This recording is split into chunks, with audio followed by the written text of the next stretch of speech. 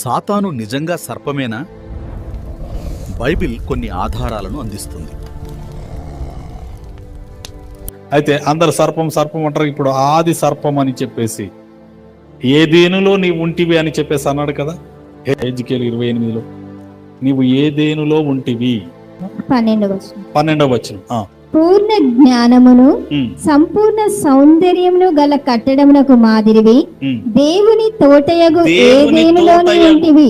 ఏ తోట అంటే దేవుని తోటయగు ఏదేనులో ఉంటివి. ఏదేను తోటలో ఏ రూపంలో ఎక్కడ ఉన్నో తెలుసా? ఒక్కసారి ఆదికాండం 3వ అధ్యాయం 1వ వచనం. దేవుడైన యెహోవా చేసిన సమస్త భూజంతువులలో సర్పము యుక్తి గలదై ఉండెను. అది ఆ స్త్రీని ఏం చేసిందంటే సర్పము రూపంలో, సర్పము సాతాను కాదు. హల్లెలూయ. సర్పము సాతాను కాదు. అందరు అంటారు సర్పం అనగానే, సర్పాన్ని చూడగానే సాతాను అని. సర్పము సాతాను కాదు. దానికి అనేకమైన డెఫినేషన్లు ఉన్నాయి.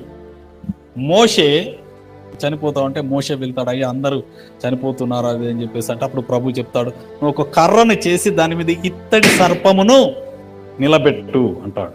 ఇత్తడి సర్పమును నిలబెట్టు అంటాడు. మరి సర్పం ఏంటి? సర్పం సాతానా?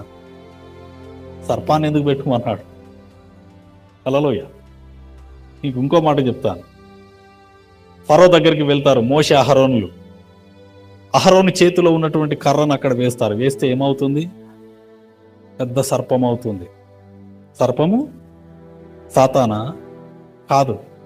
అక్కడున్న వారు కూడా, మంత్రగాళ్ళు అందరూ కూడా ఏం చేస్తారంటే వారు కర్రలను వేస్తే అవి కూడా సర్పాలు అవుతాయి. సర్పాలు అయిన తర్వాత అహరోను కర్ర అంటే ఆ సర్పము ఆ వాటన్నిటిని మింగివేస్తుంది. హల్లెలూయ. అలా ప్రభు అంటాడు, ఆ రోగంతో, ఆ యొక్క విషంతో, విషపు కాటు చేత వారు చనిపోతున్నారని చెప్పేసి ఆ యొక్క కర్ర మీద ఏమి నిలబెడతాడు? ఇత్తడి సర్పమును. హల్లెలూయ. ఇలా చెప్పుకుంటే అనేక రెఫరెన్స్లు ఉన్నాయి.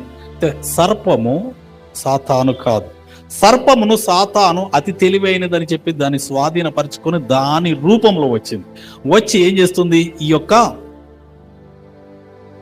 ఆదాము హవ్వలను, మొదటి సృష్టి అయినటువంటి ఆదాము హవ్వలను దేవుని నుండి తప్పిస్తుంది. దేవుని దగ్గర నుంచి దేవునికి వారికి ఉన్నటువంటి సంబంధాన్ని వేరుపరుస్తుంది. హల్లెలూయా. దేవునికి స్తోత్రం కలుగును గాక. ఇప్పుడు మీరు చూడండి, ఈ ఆది కాండంలో ఉన్నటువంటి ఈ సర్పము రూపంలో ఉన్నటువంటిది ప్రకటన గ్రంథములో ఎలా వస్తుంది చూడండి ఒక్కటిసారి. హల్లెలూయా. ప్రకటన గ్రంథానికి రండమ్మా. 20వ అధ్యాయం 1వ వచనం. మరియు పెద్ద సంకెళ్లను చేత పట్టుకొని అగాధము యొక్క తాళపు చెవి గల ఒక